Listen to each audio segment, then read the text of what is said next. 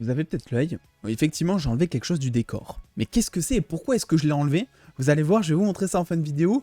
On a théorisé sur la chaîne, même sans le savoir, pendant des mois. C'est un truc de malade. Bref, bonjour à toutes et à tous, j'espère que vous allez tous très bien. Vous l'aurez compris, on va traiter de plusieurs news aujourd'hui parce que je trouvais ces news plutôt intéressantes, avec dans un premier temps tout simplement, pas tellement une news, mais plus une réaction donc au nouveau costume de Spider-Man No Way Home à la toute fin, vu qu'un concept art officiel du costume a donc été dévoilé. Et donc c'est l'occasion, je pense, la dernière occasion que l'on a de tout simplement parler de ce dernier costume avec un look en full HD. Qu'est-ce qu'on en pense, etc. Et surtout, de faire taire certaines personnes qui spéculent encore au plagiat sur ce costume, alors que non.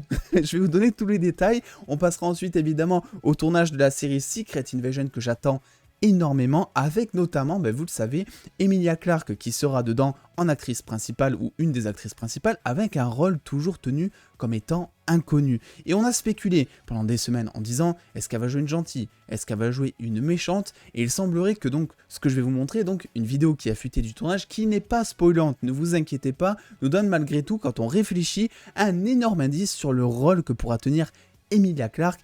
Il semblerait qu'elle va pas encore se faire respecter, je vous le dis direct.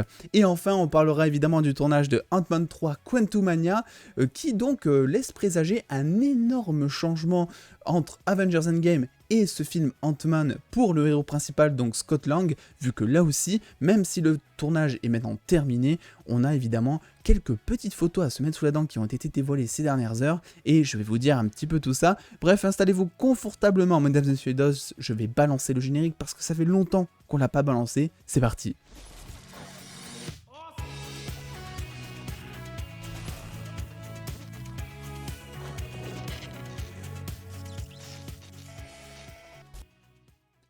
Une petite vidéo, un concentré finalement de Marvel, de petites news Marvel. Dites-moi en commentaire si ça vous plaît que je fasse plus ce genre de vidéo un petit peu concentré où on résume un petit peu chaque news, ou si vous préférez que je fasse vraiment une vidéo par news comme je peux le faire de temps en temps. Ça va dépendre évidemment du J'arrive plus à parler, je le garde, c'est pas grave. Ça va dépendre de tout ce qu'on a à dire dans cette vidéo. Et on va passer du coup sans plus attendre, parce que j'en peux plus, au tournage de Ant-Man 3 Quantumania, qui vous le savez est maintenant terminé depuis maintenant des mois. C'est assez phénoménal la manière dont on a de retourner au sérieux de la chose. Et donc, on sait que le tournage est terminé, et pourtant on a de nouvelles photos. Mais avant de passer à ça, on sait aussi que le tournage de Ant-Man 3 Quantumania a bénéficié de la même technologie que The Mandalorian, que vous connaissez peut-être très bien, donc une technologie appelée The Volume, qui est en gros un écran LED semi-circulaire à 270 degrés, parce que je vous donne tous les détails, de plus de 6 mètres de haut et presque 23 mètres de large, donc c'est quelque chose de conséquent, sur lesquels en fait on peut mettre en temps réel n'importe quel paysage, on peut contrôler la lumière, la météo, la disposition, les mouvements, bref, on peut tout contrôler en temps réel en même temps que de tourner. C'est incroyable, et il y a énormément de studios qui en profitent, vu que d'ailleurs The Batman a bénéficié aussi d'une technologie assez similaire pour tout simplement le tournage du film, et c'est plutôt trop cool puisque ça offre des reflets sur les armures, beaucoup plus de réalisme, et ça peut coûter aussi par moment beaucoup moins cher que tout simplement mettre juste un fond bleu et modéliser plein de choses en 3D. Bref, c'était pour le petit récap, puisque Ant-Man 3 en a bénéficié, je crois que de mémoire c'est le seul film Marvel pour l'instant en tout cas qui en bénéficie. Donc c'est plutôt cool, je trouve, à souligner. On est aussi beaucoup à se demander pourquoi est-ce que Ant-Man va affronter Kang, parce que c'est vrai que lorsque Kang a été annoncé dans le film Ant-Man 3 Quantumania, Kang qui est un des plus gros méchants Marvel, on s'est demandé pourquoi le mettre peut-être limite dans le film de super-héros le moins ouf de l'histoire, le moins attendu. C'est vrai que Ant-Man, on l'aime pas, c'est une chose, mais même si on l'aime, on va pas aller dire que c'est le héros du MCU le plus marquant, le plus charismatique, le plus puissant même de l'histoire. Donc c'est assez drôle de voir finalement un Ant-Man et une guêpe qui vont se battre contre Kang le Conquérant. Moi ça me fait bien rire, évidemment c'est par rapport à la zone quantique, etc. très certainement, mais quand ça a été annoncé, c'est vrai que je trouvais ça plutôt pas mal. Et enfin, il faut que je vous dise un truc, c'est par rapport donc aux photos de tournage donc de Ant-Man 3 Quantumania, qui ont donc été dévoilés et qui, selon moi en tout cas, donnent un changement assez majeur entre le Ant-Man de Endgame et le Ant-Man tout simplement de Ant-Man 3 Quantumania, vu que vous le savez, dans Endgame, Scott Lang, il était connu de personne, il se faisait même pas respecter d'ailleurs, je veux dire auprès du public, personne ne le connaissait comme avec cette scène avec Hulk, et même auprès des Avengers, je sais pas si vous vous rappelez, à chaque fois que il essayait de se présenter, etc., à chaque fois il redisait qui il était, ouais, on s'est battu en Allemagne à l'aéroport, etc., tu te rappelles? Donc quelqu'un qui a besoin de se justifier comme ça, c'est quelqu'un qui n'est pas connu, c'est pour ça que moi je me présente en début de vidéo, que je dis on m'appelle Steven, parce que voilà, je ne suis pas connu, tout simplement. Et quand bien même, nous avons donc de nouvelles photos donc, du tournage qui ont donc été dévoilées concernant Ant-Man et qui nous donnent un petit aperçu de Paul Rudd. Jusque-là, rien de très énorme. Et pourtant, on le voit donc qui marche un petit peu heureux, c'est une bonne journée pour Scott Lang apparemment ici, et on voit sur toutes ces photos que les gens le reconnaissent petit à petit, on voit qu'il laisse un petit peu des regards aux passants, comme si les passants les saluaient, la femme derrière qui tourne la tête, etc. Et moi c'est quelque chose qui me fait dire que oui, Ant-Man va prendre du galon, va prendre de l'importance, que ce soit dans le MCU, mais aussi auprès de l'opinion publique. Ant-Man donc qui était inconnu du grand public et qui là se retrouve à marcher dans la rue, peut-être à être une star, on ne sait pas, mais je pense que ça pourrait être quelque chose d'assez drôle à voir, donc le fait que Paul Rudd joue justement cette montée en popularité, je sais pas ce que vous en pensez, mais ça sent le Ant-Man avec le melon. C'est clairement le personnage qui pourrait prendre le melon si jamais quelque chose se passait par rapport à ça, si jamais il prenait en popularité. Et moi, c'est un truc que j'aimerais bien voir, que ça irait bien au personnage, mine de rien.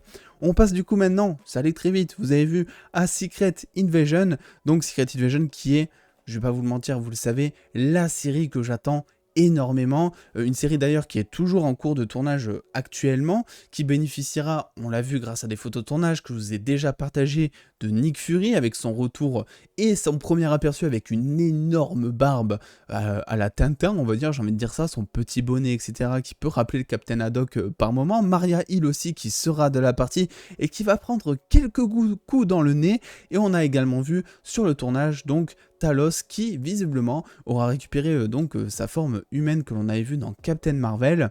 Et jusque là c'est vrai que la seule interrogation que l'on avait, enfin la seule principale pour l'instant, c'était quel rôle va jouer donc Emilia Clarke, qui avait donc été aperçue un petit peu dans le tournage, qui tout simplement avait l'air d'être suivie dans les photos que l'on avait vues, même il y avait une vidéo qui avait fuité, on la voyait vraiment marcher comme si elle n'était pas sereine, etc.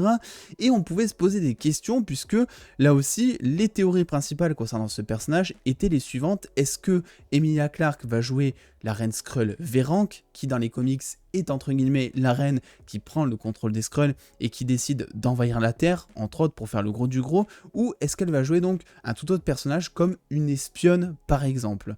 Et il semblerait, grâce à une certaine vidéo que je vais vous montrer, que le rôle d'Emilia Clarke se précise de plus en plus, je trouve, avec tout simplement cette vidéo où vous voyez Emilia Clarke est par terre à ce moment-là et se fait agresser, semble se faire agresser par tout simplement un acteur qui est en costume de motion capture, ce qui peut signifier que cet acteur serait en fait un Skrull lors du tournage de la série. Je sais pas ce que vous en pensez, mais en soi, ça nous donne pas vraiment d'indice si on lit pas entre lignes. On ne sait pas si elle est gentille, on ne sait pas si elle est méchante. Les Skrulls, on le sait, bien qu'ils soient gentils dans le MCU, vont très certainement soit tourner méchant dans Secret Invasion, soit tout simplement il va y avoir une partie de Skrull qui va être méchante. Donc le fait de voir un Skrull qui attaque quelqu'un ne veut pas nécessairement dire que ce quelqu'un est gentil.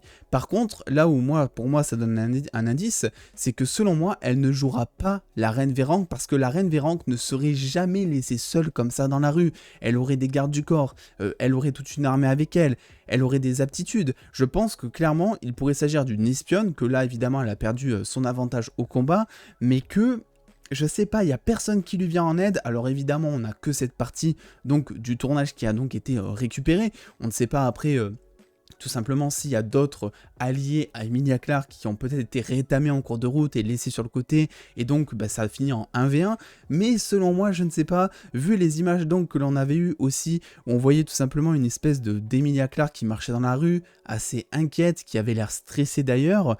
Je sais pas, je pense pas qu'elle jouerait la reine Véranque, et c'est d'ailleurs une théorie qui, si vous regardez un petit peu à droite, à gauche, commence de plus en plus à disparaître, parce que la reine Véranque, c'est quand même quelqu'un, quoi. Voilà, c'est la reine d'un peuple, d'une armée, et jamais de la vie elle se baladerait déjà toute seule, et jamais de la vie elle aurait aussi peu confiance en elle, en tout cas d'après tout simplement les photos, la vidéo que l'on a, il se peut que ce soit sorti de son contexte évidemment, mais on verra, réponse d'ici quelques mois, et si on a de la chance, un petit peu avant, grâce tout simplement à des autres photos de tournage. On passe maintenant à la dernière partie de cette vidéo qui va passer très vite, vous allez voir, mais ça sera l'occasion pour moi tout simplement déjà de vous dire pourquoi j'ai enlevé cette pièce du décor, mais aussi tout simplement de taire certaines spéculations. Vu que vous le savez, concernant Spider-Man No Way Home, on avait eu donc ce plan-là qui montrait donc le nouveau costume de Peter surfant, si je peux appeler ça comme ça, sur la neige. Certains n'aimaient pas trop ce côté réfléchissant sur les jambes, certains y voyaient voilà, une espèce de plagiat de certains autres costumes, vu que par exemple, certains crient au plagiat parce que le costume ressemble à Spider-Man PS4. Et donc, regardez, ça c'est justement ce que je vais vous parler, c'est le concept art officiel de Spider-Man No Way Home qui a donc été partagé avec tout simplement le nouveau costume de Peter, et moi je le trouve carrément classe. Je sais pas ce que vous en pensez, on retourne enfin aux origines du personnage en termes de costumes, et j'en profite aussi parce que beaucoup me demandent quels sont tes costumes de Spidey préférés. Pour moi, mes costumes de Spidey préférés, c'est Andrew Garfield, Tobey Maguire et celui-là. Il n'y a pas photo, je sais même pas ce qu'il fait comme gadget, voilà, on ne sait pas à quel point il a récupéré la technologie de Stark pour le mettre dans son costume, il a probablement gardé les yeux qui sont amovibles et qui lui permettent, on l'avait vu dans Civil War, de pouvoir se concentrer tout en se balançant parce que tout va trop vite, etc. Je sais plus trop quoi, mais en tout cas, moi je suis team costume original rouge et bleu, et c'est pour ça que ça m'a fait un peu tilter quand j'ai vu beaucoup de personnes qui ont donc spéculé et qui ont dit oui mais c'est du plagiat donc sur le costume de Spider-Man PS4. Les gars, je vais vous dire un truc, c'est absolument pas du plagiat, vu que tout simplement, ça vient des comics. Oui, et ça, ce display là, ça fait des mois qu'il est accroché dans mon décor. On avait la réponse, vous saviez la réponse du costume de Spider-Man, à quoi il ressemblerait donc à la fin du film, des mois avant que le film ne sorte. C'est incroyable parce que c'est exactement, enfin plus ou moins, mais c'est inspiré donc du costume des comics. Donc voilà, je voulais juste vous partager ça, ce petit truc évidemment qui ne mange pas de pain, ça fait toujours plaisir, même s'il y a un gros trou dans mon décor pour cette vidéo, ce n'est pas grave. Bref, en tout cas, dites-moi un petit peu vous ce que vous pensez de ce costume. Est-ce que c'est un costume qui vous plaît, ou est-ce qu'au contraire vous préférez les costumes un peu plus technologiques? Je sais qu'il y en a beaucoup qui aiment les costumes technologiques de Spider-Man. Personnellement, je suis team rouge et bleu, et je le trouve magnifique. C'est vrai qu'il réfléchit peut-être un peu trop par moment, faudra attendre de le voir en live action, et ça va être une galère je pense en 3D, ça va donner des scènes de balancement qui seront peut-être pas assez ouf, parce que du coup ça veut dire que il y a toute la lumière qui va se refléter, notamment sur les jambes, les côtes, enfin bref, un petit peu partout, avec peut-être des reflets d'immeubles, même, on ne sait pas à quel point ça réfléchit, mais c'est vrai que quand on avait vu cette photo, ça réfléchissait quand même pas mal. Donc là-dessus, je sais pas trop quoi en penser, et j'espère que Sony va nous donner des scènes de balancement qui seront tout juste incroyables, parce que c'est ce qu'on mérite, et je n'ai pas eu l'impression de les voir dans Spider-Man No Way Home. Je sais que beaucoup admirent la scène de balancement avec les 3 Spider-Man. Personnellement, c'est pas quelque chose que j'ai trouvé d'hyper marquant en termes de cinéma. Donc j'aimerais bien avoir des scènes de balancement à la Tobey ou à la Andrew qui étaient tout simplement super. Bref, je parle beaucoup trop, n'hésitez pas à me dire un petit peu ce que vous pensez de tout ça, quel rôle jouerait Emilia Clarke selon vous durant le tournage de Spider-Man No Way Home. N'hésitez pas à lâcher aussi le petit pouce bleu si cette vidéo vous a plu et à venir me suivre sur les réseaux sociaux. Et en attendant les dos, prenez soin de vous, faites-vous bien kiffer, des bisous les dos.